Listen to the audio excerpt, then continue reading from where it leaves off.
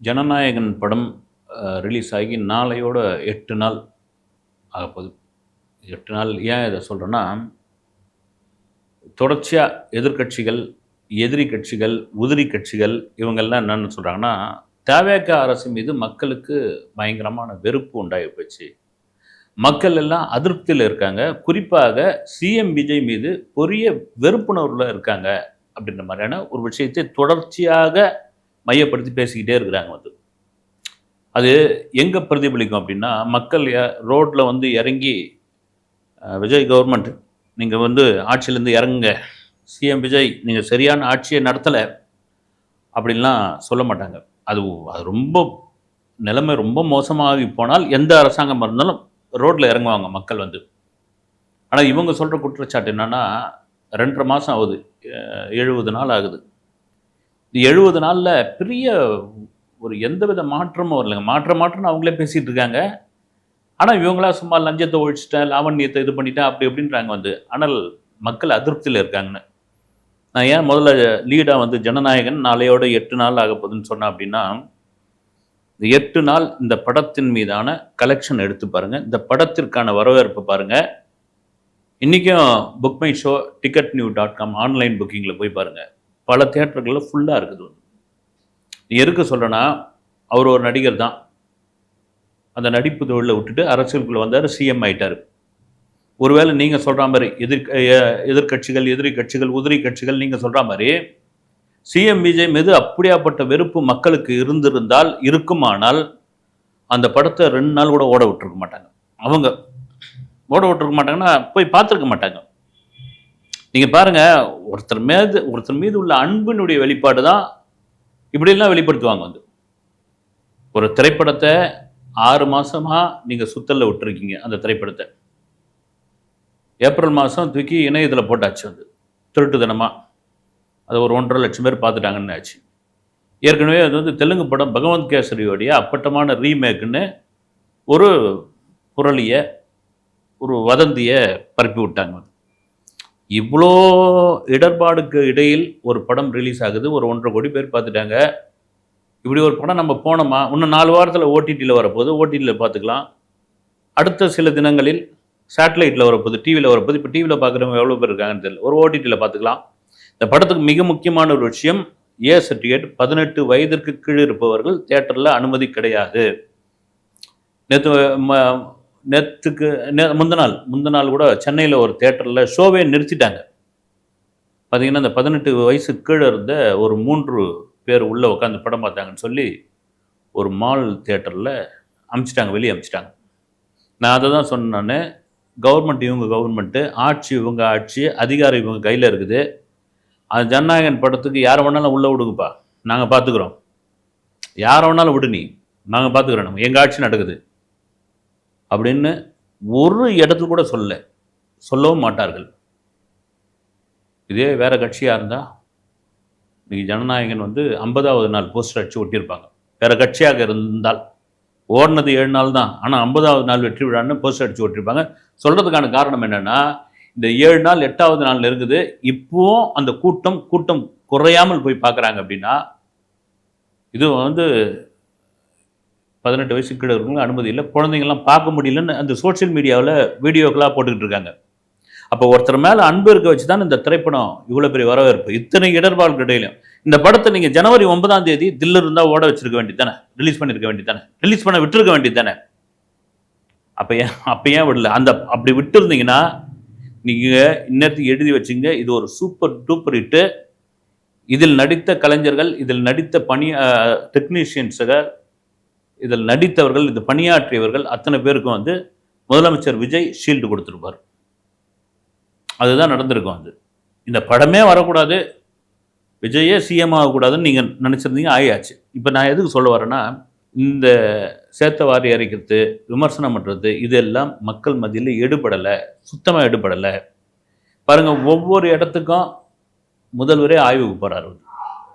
இந்த கோயம்பேடு கழிவுநீர் சுத்திகரிப்பு பணி எப்படி நடக்குது அப்படின்னு போய் பார்க்குறாரு. பள்ளிக்கரணை சதுப்பு நிலத்தில் என்ன நடக்குது அங்கே போய் பார்க்குறாரு. கடல் நீர் குடிநீராக்க திட்டத்துக்கு அங்கே போய் பார்க்குறாரு.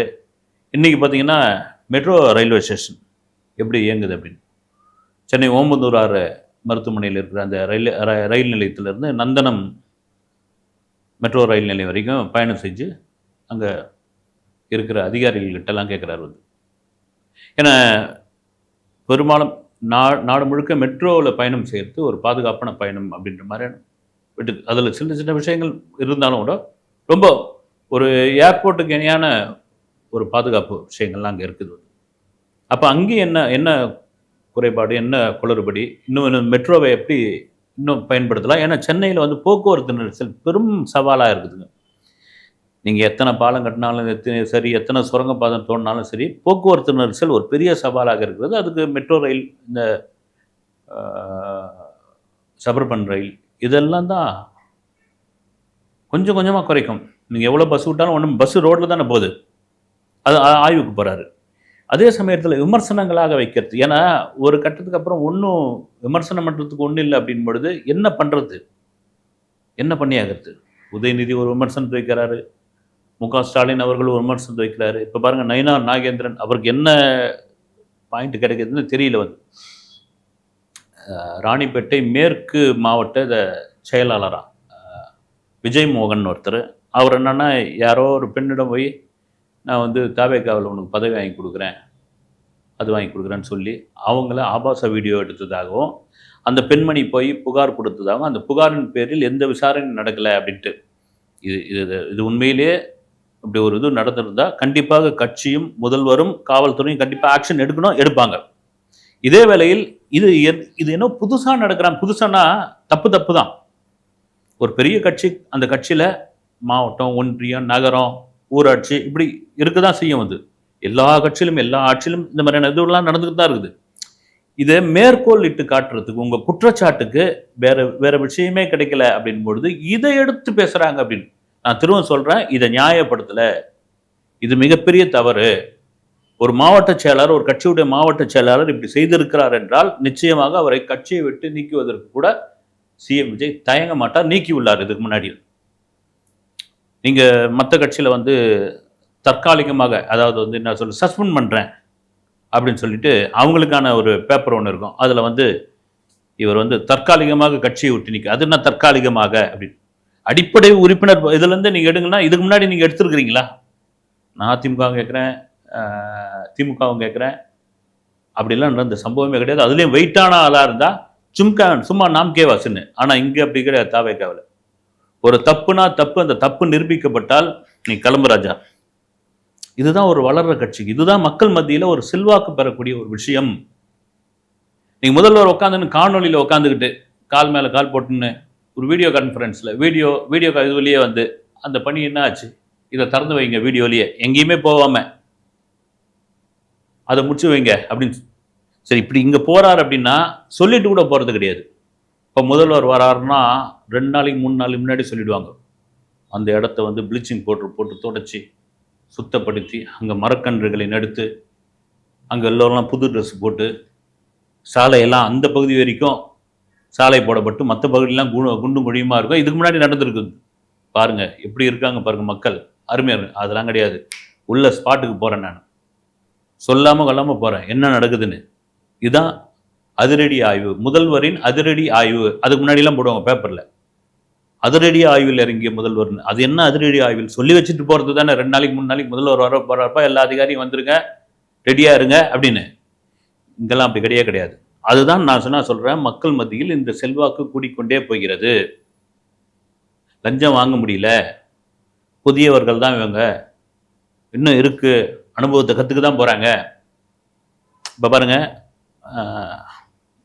கல்வித்துறை அமைச்சர் ராஜ்மோகன் அவர்கள் வாரத்துக்கு ஒரு நாள் சிக்கன் பிரியாணி போட்டால் என்ன அப்படின்னு ஒரு விஷயத்த சொல்கிறார். இது விருப்பப்பட்டு கேட்குறாங்க. ஏன்னா முதல்ல சத்துணவு போட்டாங்க, சத்துணவுக்கு அப்புறம் முட்டை போட்டாங்க, இப்போ சிக்கன் பிரியாணி போட்டால் என்ன அப்படின்ற ஒரு விஷயம்.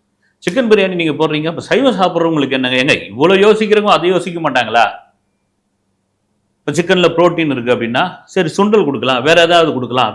இதை ஒரு குற்றமாக எடுத்து பேச ஆரம்பிக்கிறாங்க. வந்து நீங்கள் திரும்ப என்னென்னா அவர் மேலே அமைச்சர் ராஜ்மோகன் மீது தான். ஏன்னா பல விஷயங்களுக்கு அவர் ஒரு சரியான ஒரு பதில் கொடுத்துக்கிட்டே இருக்கிறார், சரியான பதில் கொடுத்துக்கிட்டே இருக்கார். அவரும் மீடியாவில் இருந்து வந்தவர் தான். சமீபத்தில் கூட பார்த்தீங்கன்னா சினிமா பிஆர்ஓ யூனியனில் ஃபங்க்ஷனில் கலந்துக்கிட்டாரு.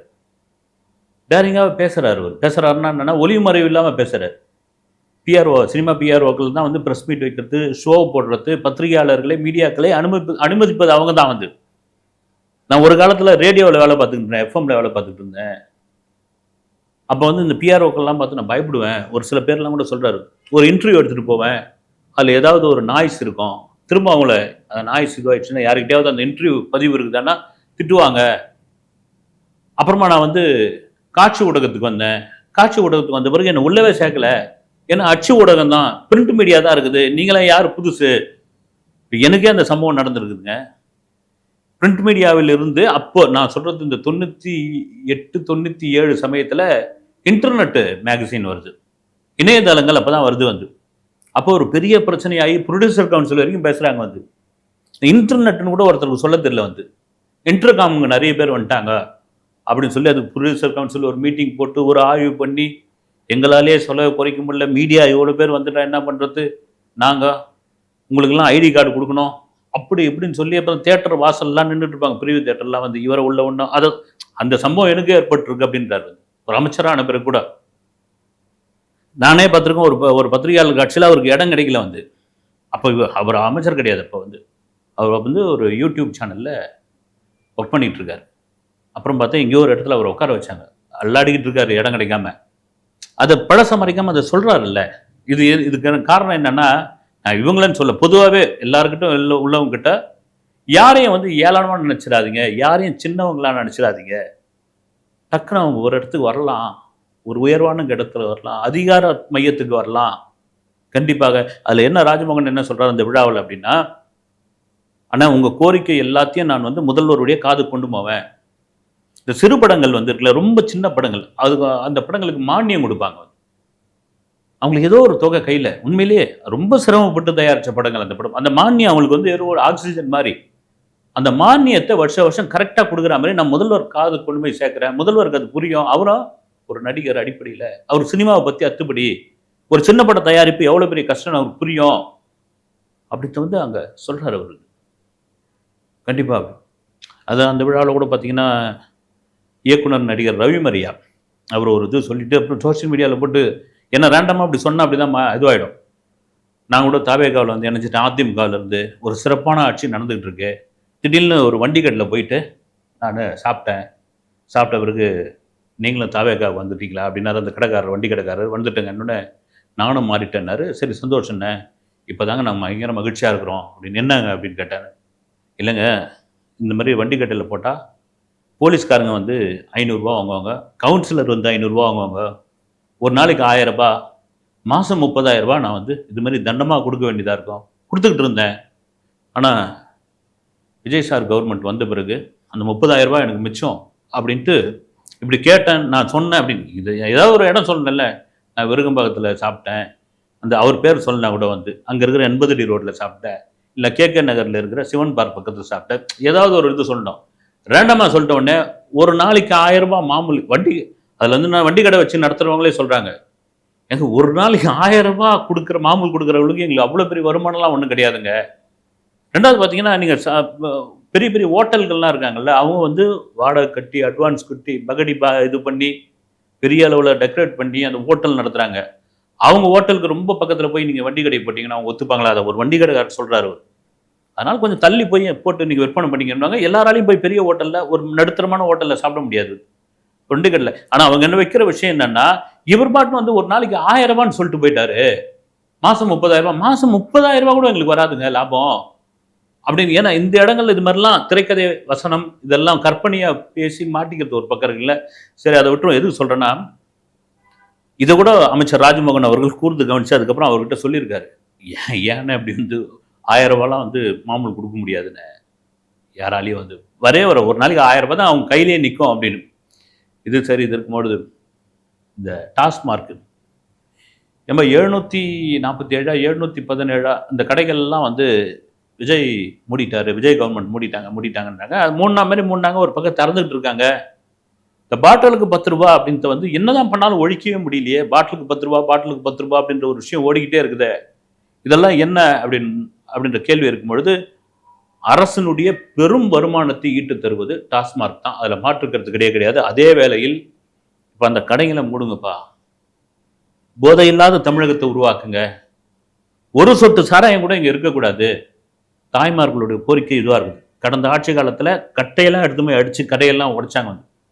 அவங்க மேலே வழக்கெல்லாம் பாஞ்சுது. அது எப்படி கவர்மெண்ட் கடையை உடைப்பீங்க நீங்கன்னு, கவர்மெண்ட் கடையை அதுக்காக எடுத்துன்னு வந்து எங்கே வேணாலும் வைப்பீங்களான்னு நீங்கள் கேள்வி கேட்டபோது அதை கேள்வியெல்லாம் கேட்க முடியாது அப்படின்னு. இப்போ என்னன்னா, இந்த கவர்மெண்ட்டு டாஸ்மார்க்கை தனியார்கிட்ட படிச்சுட்டு போகிறாங்க அப்படின்னா, இது எப்படி எந்த விதத்தில் நியாயங்க? ஒரு அரசுக்கிட்ட இருக்கும்போதாவது ஒரு வரைமுறை இருக்குது. 12 மணிக்கு கடையை திறக்கணும், 9 மணிக்கு மூடணும், பார் இவ்வளோ நேரம் தான் வச்சுருக்கணும், அதுக்கப்புறம் வந்து விரட்டி விடுவாங்க. இப்போ தனியார் கையில் கொடுத்துட்டா அவங்க லஞ்சம் கொடுக்கறதுக்கு, அதை கட்டுறதுக்கு, வரி கட்டுறதுக்கு, இப்போ விருப்ப கட்டணம், இப்போ டெண்டர் எடுக்கும்போது விருப்ப கட்டணம்னு ஒன்று கட்டுவாங்க. முன்ன ஒயின் ஷாப் இருக்கும்போதெல்லாம் பார்த்தீங்கன்னா அந்த விருப்ப கட்டணம்னா என்னன்னா அது ரிட்டர்ன் வராது. டெண்டர் எடுக்கும்போது அதுலேயே பலாயிரம் கோடி வருமானம் வரும் அரசுக்கு. அதே வேளையில் சரக்குலாம் வந்து டூப்ளிகேட் சரக்கு ஓட்டுவாங்க. அப்புறம் அந்த சரக்கு ஒரிஜினல் சரக்குடைய அந்த பாட்டில் இருக்குல்ல, அது மேலே வந்து மெழுக தடவிட்டு அது உள்ள இன்ஜெக்ஷன் போட்டு ஓட்டை போட்டு உறிஞ்சிட்டு அது மேலே மெழுக வச்சு தடவி விட்டுருவாங்க. இது மாதிரி நிறைய குற்றச்சாட்டுகள் இருக்குது வந்து. அப்புறம் டாஸ்மாக் கடை இது தனியார் ஒயின் ஷாப் இருந்த காலகட்டங்களில் சாராயத்தையே கடவுளில் ஓட்டியிருக்காங்க. வந்து செய்தித்தாள்லாம் படிச்சிருக்கேன் நான். சாராயத்தை கள்ளச்சாராயத்தையே கடையில் வச்சு ஓட்டிருக்கேன். ஏன்னா அவங்க தான் ராஜா, அவங்க தான் மந்திரி. இந்த கடையெல்லாம் ஏலம் எடுக்கிறவங்க யார் அப்படின்னு பார்த்தீங்கன்னா மாவட்ட செயலாளர், எம்எல்ஏ, அமைச்சர், இந்த ரேஞ்சில் இருக்கிறவங்க. இப்படி நீங்கள் தனியார்கிட்ட ஒப்படைச்சிட்டிங்கன்னா இங்கே வந்து போதை தமிழகம் கட்டுக்கடங்காமல் போகுமே, இவங்களை கட்டுப்படுத்தவே முடியாது. நீங்கள் அப்போத்தி படங்கள்லாம் ஒரு ஏன்னா 28 வருஷத்துக்கு 26 வருஷத்துக்கு அப்புறம் மறுபடியும் கடையை திறக்கிறதா தான். அதுக்கு முன்னாடி தான் கடையை மூடிட்டாங்க, தனியார்கிட்ட இருந்து பிடிங்கிட்டாங்க வந்து. அப்போல்லாம் அதுக்கு முன்னாடி படங்கள்லாம் ஒரு 30 வருஷத்துக்கு முன்னாடி பார்த்தீங்கன்னா அண்ணனுக்கு மதுரையில் ஒரு 6 ஒயின் ஷாப் இருக்குது, நம்ம பெரியப்பாவுக்கு திருநெல்வேலியில் ஒரு 10 ஒயின் ஷாப் இருக்குது அப்படின்னு. அந்த ஒயின் ஷாப் இருந்தால் இவ்வளோ 10 ஒயின் ஷாப்னா எவ்வளோ பெரிய கெத்து தெரியுமா அப்படின்ற அளவுக்கு இருக்கும். அதே வேளையில் இது எப்படி முறைப்படுத்த போகிறார்கள் அப்படின்ற ஒரு கேள்வி இருக்குது. இன்றைக்கி கர்நாடகாவில், தெலுங்கானாவில் கூட தனியார்கிட்ட கொடுத்துட்டாங்க. அதே வேலை அங்கே பார்த்தீங்கன்னா ஒரு சரக்கு கூட டூப்ளிகேட் சரக்கு ஓட்ட முடியாது, எல்லாமே டிஜிட்டல் மயம். இப்போ இவங்க என்ன சொல்கிறாங்க, இந்த தனியார்கிட்ட கொடுக்கறதுக்கான காரணம் இந்த பாட்டிலுக்கு 10 ரூபாய் எக்ஸ்ட்ரா, இதை ஒழிக்கவே முடியல, இது ஒரு பெரிய கஷ்டமாக இருக்குது அப்படின்னு. ரெண்டாவது வாடகை கொடுக்க முடியல, மின்சார கட்டணம் கொடுக்க முடியல, அந்த ஒயின் ஷாப்புடைய பார்கள், அரசே நடத்துகிற பார்கள் கேவலமாக இருக்குது, திட்டுறாங்க, ஒரே அழுக்காக இருக்குது, அதுலேயே பெரிய இதுவாக இருக்குது, பராமரிக்க முடியல. இந்த காலி பாட்டிலில் கொட்டுறதுக்கு ஒரு இடம் வேணுன்றாங்க, பார்க்கிங் நிறுத்தத்துக்கு வந்து தனியாக அதுக்கு வேறு கப்பம் கட்டணுன்றாங்க. இந்த 10 ரூபாய் அதுல இருந்தாங்க நாங்கள் எடுக்கணும்னு சில பேர் வந்து அதுக்கு ஒரு விளக்கம் சொல்லிட்டு இருக்காங்க.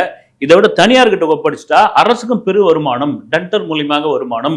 இவங்க சரக்கை வந்து டாஸ்மார்க் மூலமாக தான் வாங்கி ஆகணும், வேற இல்லை, அதே சரக்கு தான் டாஸ்மார்க் மூலியமாக தான் இவங்க வந்து கொள்முதல் பண்ண வேண்டும் அப்படின்னு சொன்னால் கூட தனியார் மயமாகிவிட்டால் நீங்கள் ஒரு கட்டத்துக்கு அப்புறம் ஒன்றும் பண்ண முடியாது. எல்லாருக்கும் மாமூல் பறக்கும். 10 மணிக்கு கடையை மூடினா நான் 12, 1 மணி வரைக்கும் கூட ஓட்டுவேன். இந்த ஏரியாவில் செல்வாக்கான, இந்த ஏரியாவில் கட்சிக்காரன், இது கொஞ்சம் கொஞ்சமாக மாறும். அது இன்னும் சாராயம் தலைவிரித்து ஆடும். நீங்கள் தெலுங்கானா மாதிரி, கர்நாடகா மாதிரி என்னதான் கட்டுப்பாடுகள் போட்டாலும் அதை நிகழ்த்த முடியுமா?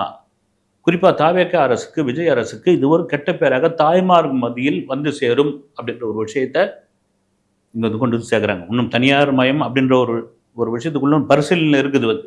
ஆனால் வேணாங்க, நீங்கள் நினச்சிங்கன்னா கொஞ்சம் கொஞ்சமாக இந்த சாராயத்தை ஒழிச்சிடலாம் அப்படின்னு. ஆனால் வருமானம் அப்படின்ற ஒரு விஷயம் இருக்குல்ல, அது ஒரு பெரிய கேள்விக்குறியாக இருக்குது. நீங்கள் படிப்படியாக கடையை குறைங்க.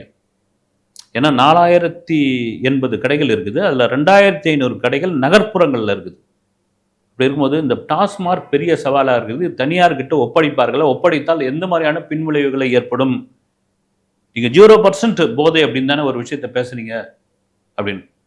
ஆனால் அதுக்கு முந்தைய ஆட்சி காலங்களில் போதைன்ட்டு வந்து இந்த பசங்கள்லாம் வண்டியில் சர்ற புறன்னு வருவானுங்க, பயமாக இருக்கும் நமக்கே. அவங்ககிட்ட எதுவும் வச்சுக்கக்கூடாதுன்னே தோணும். வந்து அவன் எந்த நிலையில் இருக்கிறான், ஏதா இருக்கிறான்னே தெரியாது வந்து. சில பேர்லாம் ஒதுங்கி போயிடுவாங்க, தம்பி போங்க ராஜா, கிளம்பு ராஜா, நீ கிளம்பு அப்படின்ற அளவுக்கு. ஆனால் அதெல்லாம் இப்போ அந்த பொட்டல விவகாரத்தெல்லாம் வந்து கிட்டத்தட்ட பெருமளவுக்கு ஓடிச்சிட்டாங்க. நல்ல விஷயம் வந்து இளைஞர்கள் அப்படி ஒரு, ஏன்னா இன்னைக்கு இருக்கிற இந்த நீங்க ஜென்சி கிட்ஸ், 2K கிட்ஸ் வந்து ரொம்ப அட்வான்ஸா திங்க் பண்றாங்க. வாழ்க்கையில முன்னேறதுக்கு இது பண்றதுக்கு. அதே வேளையில் ஒரு விஷயத்த அடிக்ட் ஆயிட்டா அதுக்குள்ள போயிடுறாங்க வந்து. நீங்க இப்போ எல்லாமே காலம் மாறி போயிருக்குது. ஒரு 80கள்ல, 70கள்ல, ஏன் 90கள்ல இருந்த மாரிலாம் இப்ப கிடையாது அது. அந்த அளவுக்கு இன்னைக்கு வந்து ஏஐ தொழில்நுட்பம், விஞ்ஞானம் எல்லாம் வந்துருச்சு. அதே வேளையில இத ஒழிச்சிடுங்களேன். ஒழிச்சிட்டு அந்த இளைஞர்களுக்கு ஒரு வழிய காட்டுங்களேன்ட்டு பொதுவான தாய்மார்களுடைய ஒரு கருத்தாக இருக்கிறது. இதெல்லாம் மீறி திரும்பவும் நீங்கள் விஜய் அரசாங்கத்தின் மீது குற்றம் சொன்னால் அது வேண்டுமென்றே குற்றம் சொல்வதாகத்தான் இருக்கும். நீங்கள் சொல்லுங்கள். அதை மக்கள் பார்த்துக் கொண்டிருக்கிறார்கள். அடுத்த வீடியோவில் சந்திக்கிறேன். நன்றி.